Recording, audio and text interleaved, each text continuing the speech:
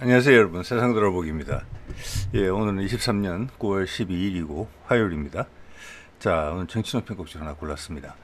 아마 김정은이 곧 푸틴을 만난다, 이거는 뭐 많은 분들이 이미 이제 알고 계시리라고 생각합니다. 이게 이제 상당히 그냥 본능적으로 직감적으로 상당히 큰 의미가 있다 우리한테.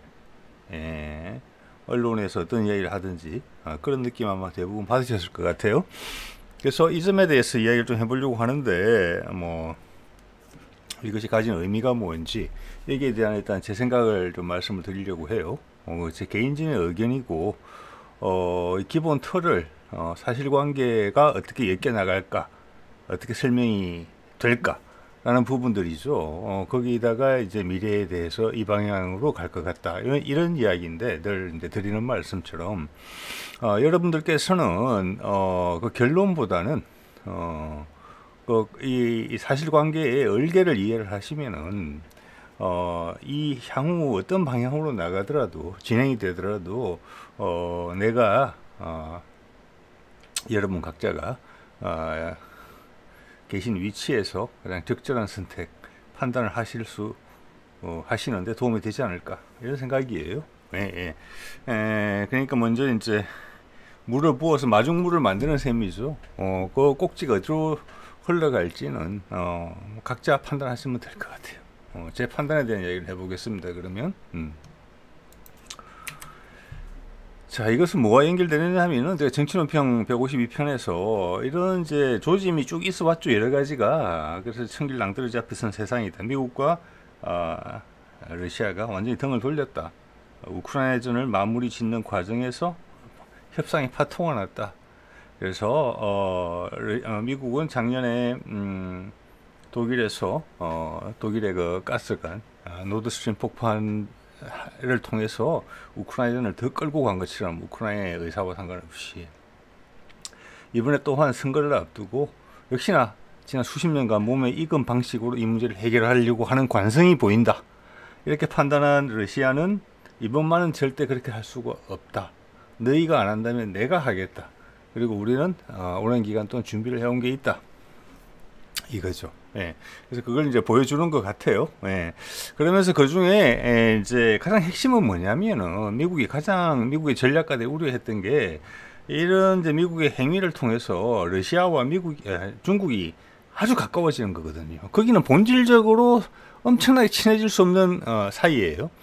근데 그 불편함을 극복하게 만드는 게 미국의 지금 행태란 말이에요. 그걸 가장 우려했는데, 그게 발생했다, 이렇게 보시면 돼요. 예, 아직 발생한 건 아니고 그렇게 갈 것이다 라고 미국이 경고를 주는 거죠, 러시아가. 그래서 어떻게 보면 지금 전 세계 흐름에 있어서 러시아의 푸틴이 주도권을 쥐고 있어요. 제 판단입니다. 그러면 중국과 러시아가 가까워지는 데 있어서 그 열쇠는 뭐냐? 북한이다. 예. 북한은 최근의 행보를 봤을 때 러시아랑 훨씬 미래에 대한 이야기를 많이 나누고 있다. 러시아가 공격적인 행보를 하면서 적극적으로 지금 치고 나간다. 예. 선수를 항상 두고 있다. 북한 건은 큰 건이다. 여기에 대해서는 중국도 쳐다볼 수밖에 없고, 미국은 지금 약간은 지금 뭐라고 해야 될까? 엄청나게 놀란 형국이죠. 그래서 막 떠오르는 대로 막 아무 말이나 내뱉고 있는 상황이에요. 근데 이제 내부적으로는 진지한 고민에 들어갔겠죠. 예, 그런 내용을 이야기해 보려고 해요. 자, 9월 10일, 그저께 이미 늦은 오후에 기차를 타고 김정은이 출발을 했다고 해요, 러시아로. 아리랑 뉴스 나온 이야기죠. 9월 12일, 오늘 또는 내일 만날 것으로 보이는데, 블라디보스토크일 가능성이 높다. 왜냐하면 지금 푸틴이 거기 와 있으니까. 이거는 뭐 이제 보안이나 이런 문제 때문에 극비를 붙이는 것 같아요. 지금 동방 경제 포럼이 진행 중이죠. 예, 영어로는 이스턴 이코노믹 포럼이라고 하죠. 그래서 이제 이 가능성이 점쳐지는데, 이게 도대체 뭘 의미하는 것이냐? 제가 쭉 살펴본 바에 따르면 뭐 미국 언론은 뭐 말할 것도 없고, 나쁜 애들끼리 둘이 모여서 뭐 무슨 또 나쁜 짓을 벌이려고 하나, 뭐 중국까지 붙는다 그러니까 어이구, 사실 겁도 좀 나네, 사실은. 이런 분위기가 대세고, 그런 분위기의 한 70% 정도가 한국에도 묻어오지 않을까. 이거 좀 애매한 문제가 있죠. 우리도 직감적으로 느끼는 부분이 있어요. 예, 예, 그런 부분이 있고, 여기에 대해서 끄트머리를 조금씩 다룰 수 있는 사람들은 제3세계권에 있는 사람들, 이런 데서 조금 의견을 가지고 있어요. 그래서 오늘 드리는 말씀은 주위에서 흔히 듣기는 좀 어려운 말씀이지 않을까 이런 생각은 듭니다. 네. 자, 이게 뭐냐면은, 그러면 푸틴이 왜 중국과 어떤 연대를 하는 데 있어서 뭐 두 나라가 우리에게는 혈맹이다 뭐 이런 식으로 하는 건 아니거든요. 역사적인 이제 그 두 나라 사이 관계를 살펴봤을 때 어떤 고리를 이용해서 같이 하려고 한다. 뭐 이런 거예요. 자, 그래서 이게 유라시아 횡단철도 노선도인데 도라산역에 가면 있습니다. 이게 그때 제가 찍어온 사진인데 지금 푸틴이 던진 메시지는 뭐냐면은 이제 오른쪽 부분 있죠. 러시아 입장에서는 극동, 우리 입장에서는 이제 북한 이북 동부가 저기 경제를 활성화시키겠다는 거예요. 예. 여기서 뭔 전제가 하나 필요하냐? 우리는 우리 경제가 되게 어렵다고 생각하잖아요. 미국 경제 더 어렵죠. 제가 최근에 기름값 이야기 드린 적이 있어요. 전 세계 경제 어려워요. 유럽도 더 어려워요. 우리는 양호한 편이에요. 중국도 쉽지 않죠. 이거에 대한 탈출구가 뭡니까, 여러분? 그거에 대한 답이 먼저 있어야 돼요. 새로운 시장이 열려야 돼요. 사람들이 새로운 희망을 가져야 돼요. 아, 이거 돈 되겠다. 아주 그냥 말초적으로 이야기합니다. 네? 그리고 또 이렇게 반대쪽으로 이야기하면, 이러면 우리가 전쟁 없이 살 수 있겠다. 예. 그리고 이렇게 하면 이제 우리가 이때까지 지구를 너무 많이 착취해서 지구가 힘들어한다. 그것도 사실이거든요. 인구는 계속 늘어나고 이대로 계속 성장할 수 있을까? 우리가 이렇게 쓰레기를 많이 버려도 우리 괜찮을까? 뭐 이런 생각들, 그런 거에 대한 답변이 필요한 건데, 그중에 가장 큰 거는 뭐냐, 세계 경제가 지금 뭐라고 할까, 동맥경화 같은 게 걸려있단 말이에요. 노쇠했죠. 새로운 투자처가 나오고 거기에 따라서 희망이 생겨야 돼요. 거기다가 이제 친환경, 뭐 또 전쟁이 없어지고 핵무기가 없어지는 이런 것들이 같이 어울려야 되는 거거든요. 그게 전 세계 사람들이 원하는 거예요. 근데 기존의 이해관계의 틀 때문에 그게 잘 안 되잖아요. 자, 그래서 그 시작은 새로운 희망, 새로운 투자처, 돈이 굴러야 돼요. 그래서 일단 한숨을 돌릴 수 있어요. 자, 신시장, 거기에 대한 이야기, 푸틴 이야기는 여기에 대해서 왜냐, 이 그림에 보시도 아시겠지만 푸틴이 북한을 통해서 같이 할 수 있는 부분, 중국과 같이 할 수 있는 부분이 완성이 되려면은 한반도가 남북으로 이어져야 돼요. 자, 그 중에 큰 끈을 갖고 있는 것은 뭐냐? 미국이란 말이에요. 미국과 북한이 종전선언을 합의하면서 비핵화가 되고, 남북은 교류가 되고, 러시아의 동북아도 또 발전이 되고, 그 와중에서 미국이 적극적인 행보를 취하면은 중국 쪽이 약간 약해질 수도 있다, 상대적으로. 누가 미워하지는 않겠지만, 러시아는 한반도를 통해서 이걸 하고 싶다, 이 비즈니스를. 왜? 이렇게 한번 닦아놓으면 수십 년간은 해야 되거든요. 한 세대, 두 세대는 해야 되는 거잖아요. 거기서 한반도를 파트너로 보고 있는 거예요. 예. 근데 그게 미국이 딱 차고 앉아 있는 거잖아요, 지금. 그래서 종전선언, 북미, 요거에 대한 기대를 계속 갖고 있었지만 이번에 물 건너갔다. 그게 사실은 우크라이나전이 마무리가 되면서 뒤에 말씀드리겠습니다만 세계 평화선언이라는 걸 통해서 우크라이나전도 종전이 되고 북미 종전도 되면서 인류가 한 단계 점프하는 거.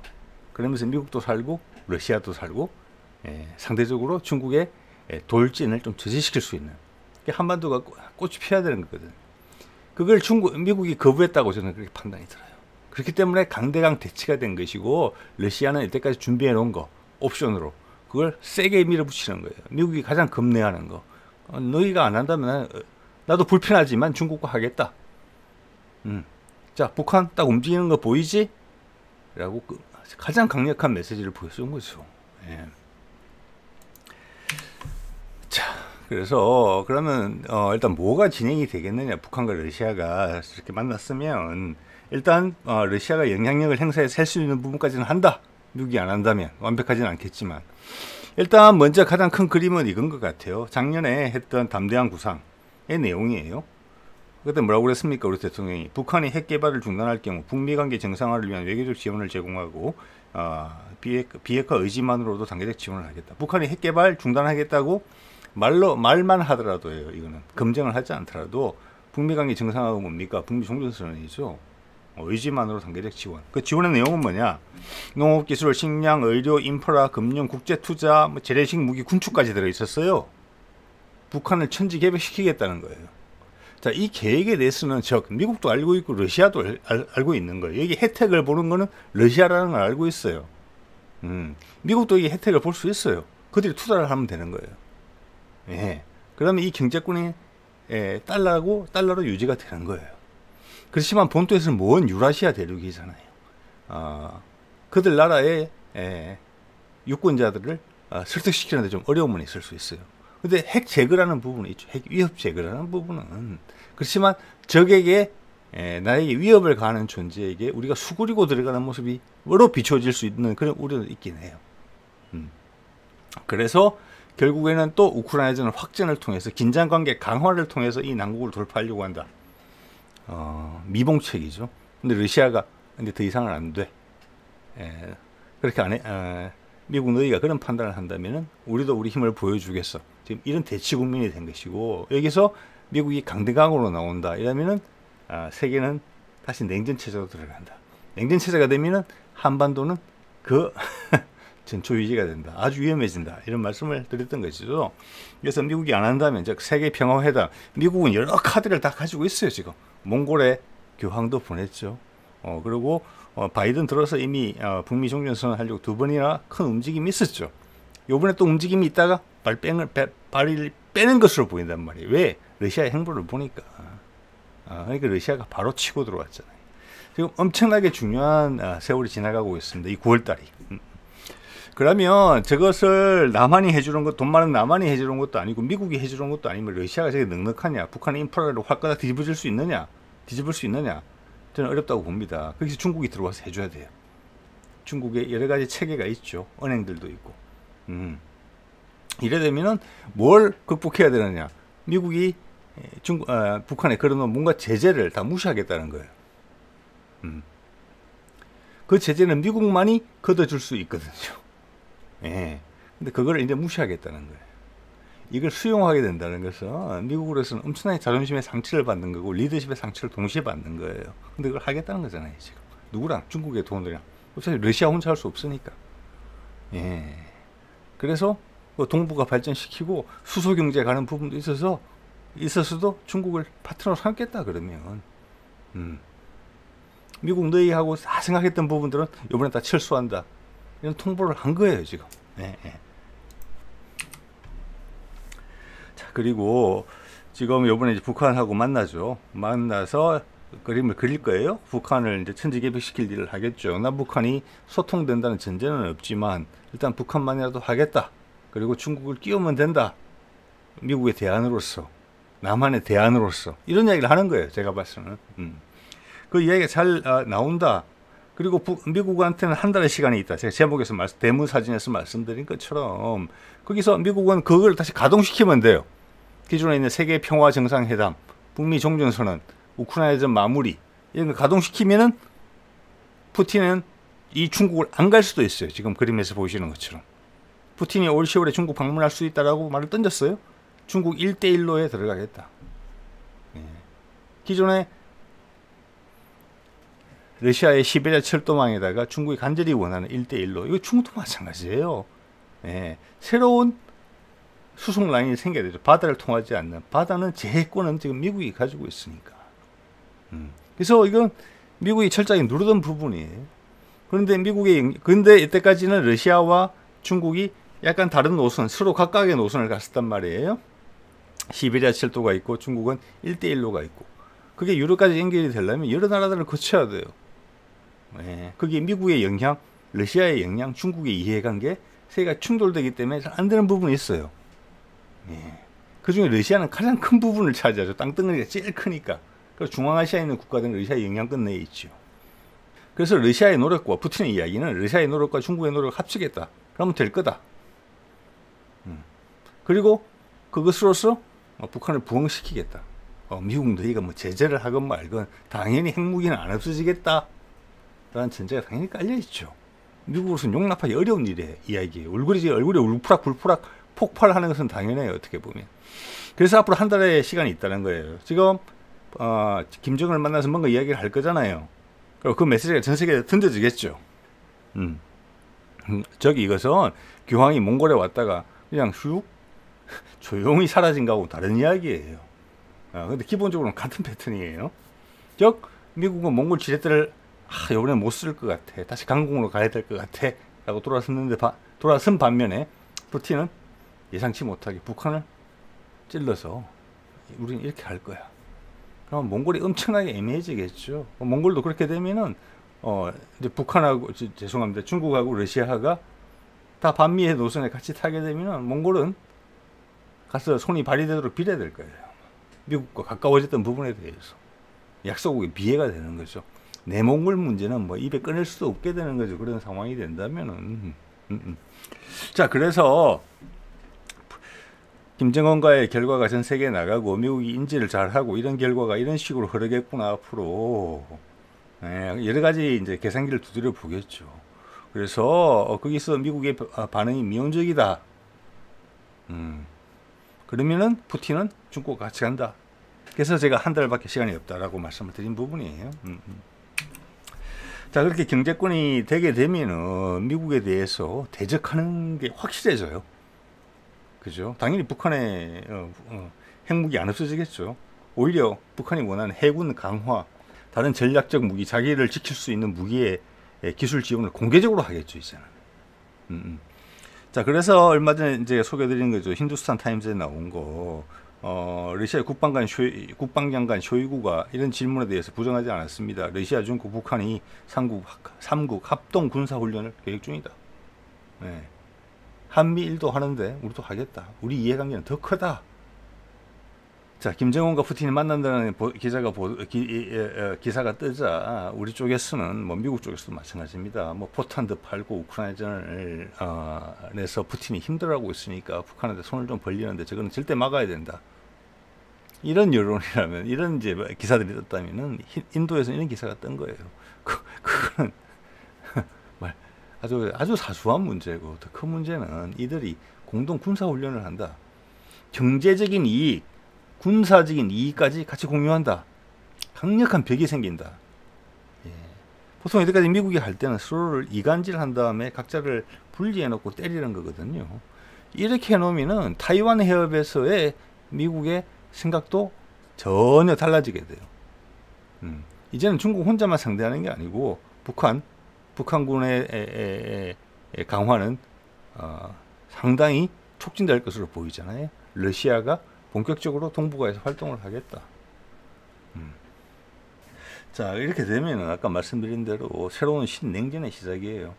그래서 푸틴은 현재 전 세계에서 가장 큰 영향력을 행사하고 있어요. 미국한테 이야기를 하는 겁니다. 이 체제 원하니 너희들 그리고 이길 자신 있어? 우리는 질 것 같지 않은데 선택권을 줄게. 선택해. 너희한테 아직 기회는 있어. 한 달간. 너희가 몇 개를 해주면 돼. 이런 메시지를 던진다고 봅니다. 이거는 지금 중국도 건드리려는 게 아니고 건드릴 수 없는 부분이고 그런 거예요. 러시아의 판단이에요. 그리고 지난 한 10여 년간 세상의 구도를 이끌어온 거에 그 결과물을 농축시켜서 보여주는 거예요. 자, 이게 크게 미국한테 충격이 됐다는 것은 뭘로 볼 수 있느냐면은 이 스푸트니크에 나온 이 기사를 보면 알 수 있습니다. 자, G20 회의가 인도에서 있었는데 여기에 중국과 러시아가 참석하지 않았어요. 상당히 김을 빼놓은 거죠. 이것은 어떻게 보면은 이제 G7, G자 붙은 거, 글로벌을 의미하는 것 같은데 G자 붙은 거, G7이든지 G20이든지 거기가 우리가 얼굴을 내밀어서 의사결정에 동참해야 될 만큼 영향력이 없는 곳이다라는 걸 암묵적으로 시사했다고 봅니다. 여기서 지금 바이든이 어떤 이야기를 했는고 하니 인도에서 출발해서 중동을 거쳐서 유럽으로 가는 수송망, 미국판 1대1로죠. 그걸 제안했고 그 사우디하고 인도가 오케이 하는 그런 모습이 연출이 됐어요. 이것은 뭐냐면은 미국이 가장 우려하는 게 뭔지를 가르쳐 주는 거예요. 즉 러시아의 시베리아 철도망하고 중국의 1대1로 두 나라가 합쳐져서 서로가 영향력을 행사하는 나라들을 설득하면은 미국이 전혀 영향력을 행사할 수 없는 유라시아 대륙을 관통하는 새로운 경제권이 생기는구나. 거기에 대해서 어떻게든 맞불을 놔야 되겠다라는 마음에서 급하게 나온 아이디어예요. 즉 이것은 미국이 이 부분에 대해서 크게 생각하고 있다는 거예요. 이것은 바이든의 엄청난 실수예요. 문제를 외교적으로 정말 무능하게 처리한 거죠. 이렇게 했기 때문에 중국과 러시아가 연합전선을 하게 만들었단 말이에요. 북한 문제까지도 그래? 이때까지는 뭐 육자회담의 틀 또는 이제 유엔의 틀에서 중국과 러시아도 유엔의 의견을 존중하면서 북한 제재에 동참을 해왔단 말이에요. 그걸 싹 무시해버린다는 거 아니에요, 지금 이제. 예? 무시해도 괜찮다. 우리가 견딜 수 있다. 이거는 미국을 엄청나게 무시하는 거예요. 그러니까 갑작스럽게 이런 안까지 내잖아요. 미국이 이런 사례가 몇 번 있었어요. 1대1로 한 다음에 거기다 맞불 넣고. 근데 실행에 옮겨진 게 아무것도 없어요. 이제 세상이 다 알아요. 예. 오히려 약한 모습만 부각되게 된 거예요. 그게 그만큼 미국한테 타격이 크구나. 미국이 여기서 배제되는구나. 이거는 지금 1대1로 하고 죄송합니다. 러시아의 시베리아 철도망 연결해서 동북아랑 관통한다는 거, 그거는 유럽 국가들도 환영하는 일이에요. 지금 어떻게 보면 해양 세력이 미국으로 대표되는 해양 세력, 영국, 일본, 이 세력들이 유라시아 대륙이 하나로 뭉치지 못하게 방해하고 있는 꼴이거든요. 해상을 장악하면서 어떻게 보면 자연스러운 귀결이에요. 요번에 그게 그 자연스러운 귀결이 현실화되는 거예요. 북한까지 뚫고 들어온 거죠. 남은 건 남한이에요. 네, 남한이 엄청나게 큰 압박을 받을 걸로 보여요. 네, 현재 정부의 정치적인 스탠스를 봤을 때는 이걸 수용하지 못하게 돼요. 미국은 마음만 싹 바꾸면 남의 일 취급하면 되는 거예요. 이거 지금 남한 정부는 엄청나게 불리한 상황의 전개예요. 지금 지난 2년 동안 보여줬던 모습들 때문에 중국과 러시아의 기대가 제로라는 것을 보여주고 있잖아요. 그리고 북한 핵무기만 없으면 바로 도려낼 수 있는 상층분대 하는 그들이 이제 함부로 건드릴 수 없게 된 거잖아요. 미국도 못 건드리는데 우리가 건드리겠습니까? 우리가 오히려 압박을 받죠. 경제적, 군사적으로.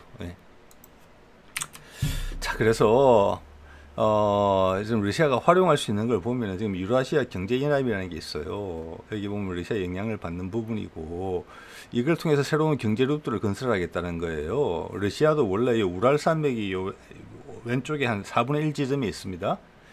원래는 러시아는 유럽 국가였어요. 유럽 국가. 우랄 산맥 저쪽은 황무지였어요. 누가 사는지도 몰랐었어요.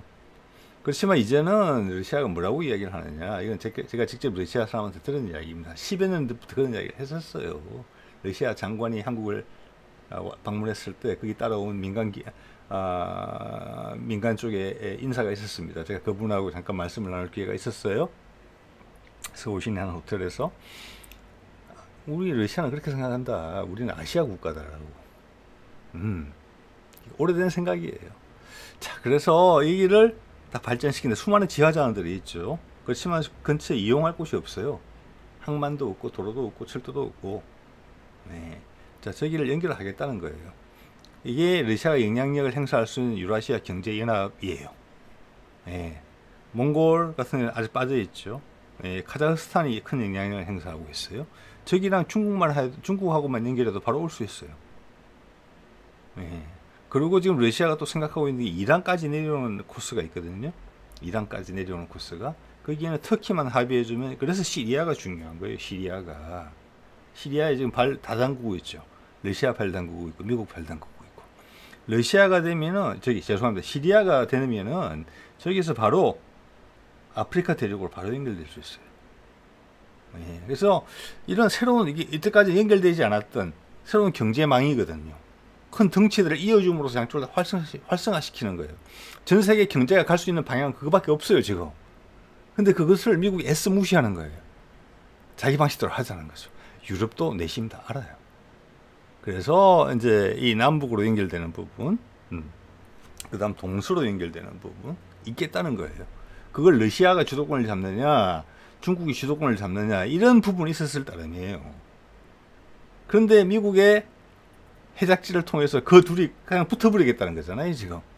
그러니까 그런 준비가 이때까지 계속 있어 왔는데 유라시아 경제연합이 있고 그 다음 상하이 협력기구에 가담한 나라들이 있어요. 여기에 많은 나라들이 중복이 돼요. 상하이 협력기구도 중국하고 러시아가 주도를 하고 있어요. 예. 자, 이런 것들은 한다 그러면은 뭐라고 해야 될까? 그냥 이름만 걸어놓는 그런 것일 수가 있어요. 그 상태로 뭐 10년, 20년 갈 수도 있어요. 그렇지만 지금은 양쪽 다 활성화시킬 수 있는 분위기예요. 어떤 방향성을 가지고. 예. 그래서 상하이 협력기구랑 좀 전에 유라시아 경제연합이 서로 합의를 하면 되는 거예요. 어차피 중국과 러시아가 주도국이잖아요. 거기다가 지금 브릭이 들어가잖아요. 여기 아프리카까지 많은 부분이 있죠. 이러면 중동에서의 미국의 힘은 시리아 같은 데 있는 미국의 힘은 금방 빠져나가게 돼 있어요. 자발적으로 빠져나가잖아요. 그러면 유라시아 대륙과 아프리카 연결돼요. 유라시아 대륙은 왼쪽에 서유럽하고 저 끝에가 연결이 되는 거예요. 근데 유럽은 나토로 막고 있고 저기 동북아 아시아는 한미일 군사협력으로 막고 있고 그 다음 대만 해협을 가지고 중국을 압박하고 있죠. 아세안은 살짝 눈치를 보고 있는 상황이죠. 이걸 이번에 러시아의 움직임은 뭐냐, 이걸 깨는 걸 내가 보여줄 테니까 따라와 하자 이렇게 하고 있는 이야기예요 지금. 미국 너희가 큰 타협을 안 해주면 러시아와의 지금 어젠다에 있어가지고 현안에 있어서 우리는 이 길로 그냥 간다. 네. 활성화시킨다. 이것을 연합을 시킨다. 이 세 가지를 유라시아 경제연합과 상하이 협력기구 브릭스 플러스 6를 활성화시킨다. 브릭스는 경제적인 연대체예요. 내년에 말씀드린 것처럼 브릭스의 주도국 의장국이 러시아가 되고 카자흐스탄에요. 중앙아시아 국가들이 들어갈 수 있어요. 브릭으로 결합이 될 수가 있어요. 달러 다 안 쓰죠. 그래 되면 아세안이 들어오게 돼요. 이미 GDP가 G7을 넘어서고 있단 말이에요. 그거를 더 격차를 벌이는 건 시간 문제예요 이제. 그리고 북한이라는 새로운 투자체까지 생기죠. 예. 이렇게 되면 수소 경제 드라이브 거는 거 이런 거를 러시아가 주도할 수도 있어요. 예. 간절히 원하는 것은 한국과의 기술 협력이겠죠. 그렇지만 그냥 간다는 거예요 지금 이게. 미국이 안 하면 내가 한다는 거예요 지금. 예.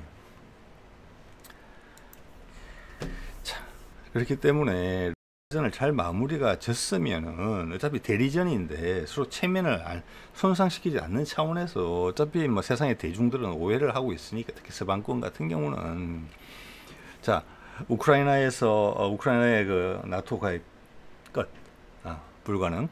그 다음 다극화된 체제를 인정을 해라. 자 미국으로 하여금 서서히 우아하게 늙어가는 그런 방식을 택할래? 아니면 한순간에 몰락하는 방식을 택할래? 이런 이야기죠. 예. 그리고 유라시아 경제권에 미국이 달러를 투입하면서 올라타라. 그리고 세상의 어젠다를 네가 쥐어라. 북한과의 어떤 종전선언을 하면서 핵무기를 폐기하게 하면서 비핵화를 부르짖으면서 미국이 그런 옵션을 다 뒀잖아요. 지난번에 G7 히로시마에서 하면서. 그죠? 그리고 우크라이나에서도 세상 사람들이 잘 모르니까 네가 나서서 교통정리를 한 것처럼 해라. 네가 그냥 주인공이 되라. 만들어줄게. 그걸 결국 걷어찼다는 이야기예요. 미국이. 그래서 푸틴이 움직인 거죠. 예. 그렇게 하면 했으면 자연스럽게 중국을 견제하는 부분이 성립이 될 거고, 또 미국이 몽골에 공을 들였고, 그 공을 들이는 데 있어서 몽골이 눈치가 없겠습니까?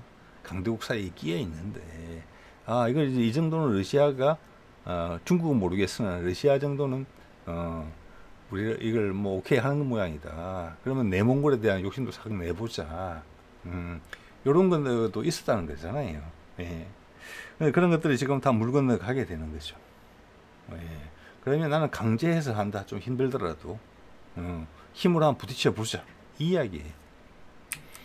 예전에 그렇게 FTA를 확대를 목숨 걸고 하던 그 미국인데 그때 시장 확대죠. 예. 그때 이미 시장 확대에 대한 부담이 있었다는 거예요. 돈이 계속 쓸 때가 생겨야 되는 거니까.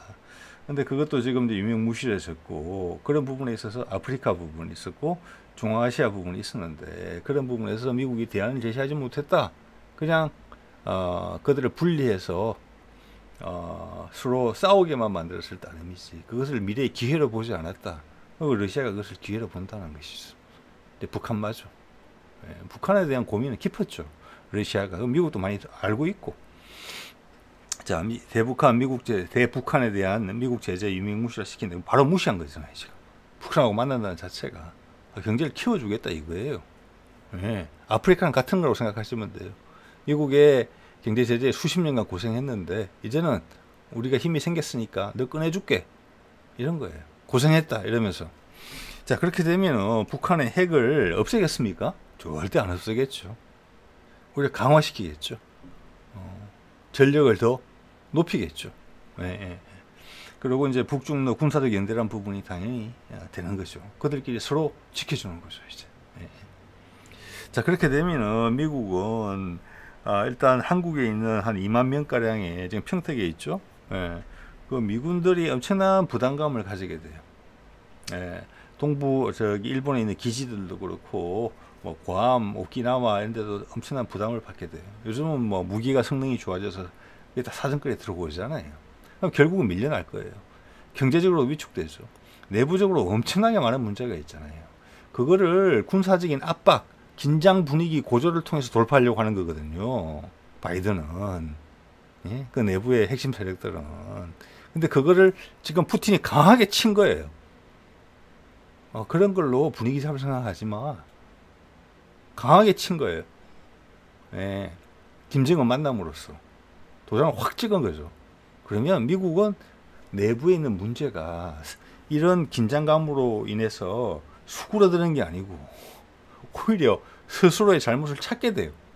그럴 형국이 있어요. 이게 내부적으로 주는 데미지가 엄청나게 커요. 그 내부적으로 지금 제2의 경제 위기가 와도 하나도 이상하지 않아요. 미국의 지금 상업용 부동산 시장에 대한 정보도 보니까 지금 상태가 되게 안 좋아요. 거기에 대해서 돈을 빌려줬던 은행들이 돈을 다 회수하거나 그 채권을 딴 데로 팔고 있어요. 손해를 감수하고 손절하고 있는 거죠. 그런 것도 비춰지거든요. 그런 게 더 부각될 수 있어요. 다 서로 알고 하는 거예요. 미국한테는 지금 엄청난 타격이에요. 푸틴이 몇 번 삭삭 움직임으로 인해 가지고 이걸 한 달 내에 어떻게 받아들일 것인가, 체면을 지키는 선에서 미국의 수면과 크게 직결된 문제입니다. 그리고 기본적으로는 오랫동안 이제 지속되어 왔던 해상 세력과 대륙 세력의 전투예요. 여기서 이제 해상 세력으로 남아 있는 것은 미국, 영국, 일본 셋 다 엄청나게 약해져 있죠. 사실은 미국 하나밖에 없는 거잖아요. 유럽의 나라들은 대륙 세력이라 지금 비록 나토에 묶여 있지만 새로운 기회가 생기면은 미국 버리는 건 금방이에요. 제가 나를 때릴 힘만 없다고 생각하면. 그래서 지금 바이든이 한 달 내에 내려야 될 결정은 옵션 다 있어요. 세계 평화 정상회담 계속 준비해 왔던 게 있었단 말이에요. 덴마크에서 미팅하고 사우디에서 미팅하고 이게 꼭 그거예요. 우크라이나 종진하고 북종진하는, 즉 비둘기적인 해결 방안이에요. 이 카드 여전히 살아있어요. 작년에도 펠로시 만나지 않겠다는 윤석열을 두드려 잡아가지고 대북한 담대한 구상을 발표하게 했잖아요. 그래놓고 본인이 그 선택을 안 했잖아요. 노드스트림 가스가 폭파하는 것으로 결론을 냈죠. 지금도 이 두 가지 옵션에서 이번에는 우크라이나까지 끼어 있어요. 다시금 전쟁의 확대 쪽으로 결정을 한 것으로 보이기 때문에 푸틴이 분명히 그렇게 판단했습니다. 제가 보기에도 그런 간접적인 신호들이 보인단 말이에요. 이 두 가지 옵션을 다 가지고 있어요. 근데 푸틴이 이번에는 행동으로 나선 거죠. 받아치는 거죠. 아주 강하게. 그래서 바이든 입장에서는 저 위에 걸 선택하면 돼요. 그게 푸틴이 주는 기회예요. 저기에 중국이라는 부분까지 딸려 있어요. 뒤에 흐릿하지만 엄청나게 크게. 어떤 선택을 하느냐에 따라서 러시아와의 중국 관계가 천지 차이가 될 수 있어요. 그렇다고 뭐 싸움을 해서 적이 된다 이런 게 아니고. 그리고 금년 초에 CIA 국장이 한 말이 있어요. 올여름까지 우크라이나는 정리를 하고 우리는 중국에 몰입을 해야 된다. 그 계획이 안 맞아요, 지금 이게. 그게 푸틴이 기대했던 바인데 결국 바이든은 또 이런 선택을 내리는 거예요. 이 내부에서 많은 문제가 있을 거예요. 그래서 푸틴이 잘 건드렸어요. 내부적으로 미국이 다시 한번 자기 상황을 재점검하게 될 거예요. 푸틴하고 김정은이 만나면서 시간 한 달밖에 없죠. 중국 가가지고 중국하고 뭐 사인을 해버리면은 돌이키기 어려워요. 자, 이제는 잠깐 러시아가 한반도에 대한 기대를 어느 정도 보여왔느냐. 러시아는 판단을 한 것 같아요. 향후 부분에 있어서 지정학적으로도 그렇고 군사적으로도 그렇고 그 한반도에 살고 있는 사람들의 근성으로 봐서도 그렇고 중국이 아니라 한반도가 꽃을 피우겠다. 여기가 세상의 중심이 될 것 같다. 우리가 이걸 잘 도와야 되겠다. 관계 설정을 잘 해야 되겠다. 이런 판단을 오래전부터 했다고 저는 느꼈습니다. 이거 볼까요? 시간 순위에 2017년 문재인 푸틴, 그때 문재인이 이제 러시아 방문 때예요. 러시아 송유관 북한 관통 논의하나라는 부분이 있었어요. 예, 그죠? 예. 자, 그 다음 2020년이 한국 러시아 수교 30주년이었어요. 저 수교는 1990년에 됐는데 그때 이제 구소련이 이제 망해갈 때쯤이죠. 미국이 주선을 해서 한국하고 우리가 수교를 한 거예요, 사실은. 2020년이 30주년이었는데 푸틴이 우리한테 선물을 줬어요. 저기 LNG 수송선, 삼성중공업 2조 8천억, 대우조선 2조 원. 보면 기사가 다 2020년 11월이죠. 이때가 딱 30주년 할 때예요. 그때 9월인가 10월인가가 30주년 기념일일 거예요. 이거 그때 우리나라 조선족이 되게 어려웠을 때예요. 그때 중국에 조선업계도 쉽지는 않았을 겁니다. 예. 이게 일부 물량만이라도 중국에 줬으면 하는 중국의 바람이 있었을 거예요. 그렇지만 한국에 거의 다 몰아준 걸로 제가 기억이 나거든요. 이런 부분이 있었어요. 예. 쉐빙 LNG 선이죠. 그 다음 2021년 12월 30일에는 새해 인사도 보내오고 비디오로 이런 게 이제 공영방송을 통해서도 흘러나오고 했던 시절이 있었어요. 예, 얼마 안 된 일입니다. 많은 분들 기억이 나실 거예요. 자, 그리고 한 러시아, 이거는 2021년이죠. LNG 수소 에너지 협력 확대 위해 논의. 예, 자, 송유관 이야기 있었고, LNG 이야기 있었고, 수소 에너지 이야기 있었어요. 서로 다 아는 거예요. 예, 향후 수소 에너지로 간다. 거기에서 한국이라는 루트를 러시아는 신뢰한다. 자, 이런 거 한번 깔면은 10년, 20년이 아니고 한 세대, 두 세대는 양국 관계가 공고히 가야 된다. 그 나라의 의지라는 부분이 첫 번째 중요하고, 두 번째는 향후 전 세계가 나아가는 방향에 있어서 가장 흔들림이 없는 곳, 그리고 많은 사람들이 모이는 곳, 중요한 영향력을 행사하는 곳, 안정된 곳, 이런 곳으로 인프라를 투자해야 되는 거 아니겠습니까? 러시아는 그렇게 판단했다는 거예요, 그때. 예, 지금의 이제 윤석열 정부 들어와서는 그게 격세지감으로 느끼지만, 이런 걸 다 감안을 하면, 지금 북한의 김정은이 푸틴을 만난다는 것은 남한에 던지는 메시지도 엄청난 거예요. 자, 22년 1월 2일, 작년에는, 자, 이집트에서 러시아가 돈을 빌려주고 이집트 원전을 짓습니다. 그 중에 여기 보면은 이제 2차 건설 분야가 있어요. 예, 2차 건설 분야. 이제 원자로는 아니고 이제 부과되는 건물들인데 그게 전체 한 10% 뭐 이렇게 된대요. 예, 10% 20%. 그래서 이게 몇 조 원 되는 거예요, 지금 이게. 전체가 30조 원 정도인가 그런 걸로 제가 기억이 나거든요. 수의 계약을 우리한테 줬어요. 이때는 한국과 러시아가 분위기 좋았을 때예요. 쭉 이어져 오는 거 보이시죠? 그리고 우크라이나전이 발발하고 미국이 유럽에 LNG를 공급할 수 있는 길을 텄어요. 그 전쟁을 이유로 삼아서.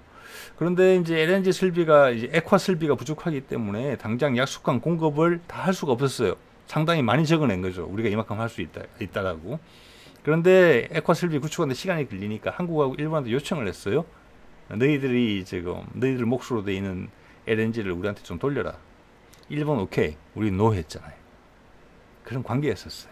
그래서 이렇게 주는 겁니다. 몇 조짜리 그냥 수의계약으로. 다른 데 줄 수도 있었다는 뜻이에요. 자, 지금은 이제 상전 벽해도 전혀 다른 한국과 러시아의 관계인데, 러시아는 그렇지만 한반도의 미래에 대해서 확신이 있다 이렇게 보여요. 네.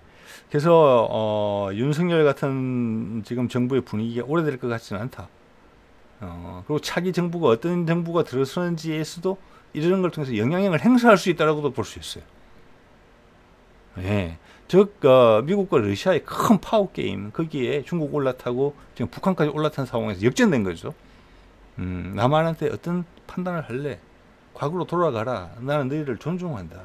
여태까지 이야기 잘 해왔는데, 예? 지금 몇 년짜리 대통령 하나 때문에 이 큰 것을 그르칠 수는 없지 않느냐. 이 큰 흐름이다. 미국처럼 뭐 울컥해가지고 하룻밤 사이에 서로 계획을 꺼내는 게 아니다. 이건 우리가 오래 준비한 것이다. 예. 러시아가 유럽을 살리고 동북아를 살리고 러시아도 살기 위해서 10년 동안 가다듬어온 생각의 결론이다. 어떻니? 이렇게 물어보는 거거든요. 지금. 여하튼 오늘 이제 이런 사안에 대해서는 일단 푸틴하고 김정은이 만나서 어떤 말이 나오는지 일단 봐야 될 것이고, 그 점에 대해서 미국에서는 한 달 동안 심사숙고할 거라고 봅니다. 미국이 한 달 동안 러시아의 관심을 딴 데로 돌리기 위해서 지금 뭐 서방측 몇몇 언론에서 발언을 잡는 것처럼 나토 동맹국을 활용해서 우크라이나전을 확전시킨다. 근데 저는 그럴 가능성은 낮다고 봅니다. 예, 그들 나라가 원치 않고 그들의 전력이라는 것이, 제가 최근에 영국 육군의 전력을 다룬 바도 있지만 그 정도 전쟁을 수행할 만한 능력이 안 돼요. 자, 어쨌거나 그렇게 할 수 있습니다. 미친 척하고 이 위기를 극복하기 위해서. 예. 그리고 중국과 러시아가 그리고 북한과 관계가 공고해지기 전에 대만 해협에서 불꽃을 튀길 수도 있어요. 예. 자, 그럴 수도 있고, 그 외에 또 다른 여러 가지 방법은 있을 수 있겠죠. 지금 이제 흐름상 판단해 볼 수 있는 건 그런 거예요. 그런 거고, 또 반면에 갑작스럽게 다시 우리 한국 정부의 통보가 와서 작년에 이야기하던 담대한 구상 실행하자, 북한하고 종전선언 해야 되겠다, 이런 선택을 할 가능성도 있어요. 50%, 50%로. 미국은 지금 바이든은 그 기로에 있는 거죠. 예. 순리적으로 봐서는 뒤를 선택하는 게 맞아요. 종전선언을 하는 게. 그렇지만 그것은 지난 수십 년간 미국이 해오던 방식이 아니에요. 지는 것 같거든요. 협상으로 해결한 법이 없거든요. 힘으로서 해결을 했거든요. 그래서 그게 걸리는 건데, 그것을 푸틴이 강하게 밀어붙였기 때문에 어떨지 모르죠. 제 생각에는 50대 50이라고 봅니다. 예. 오늘 여기까지 하겠습니다. 네.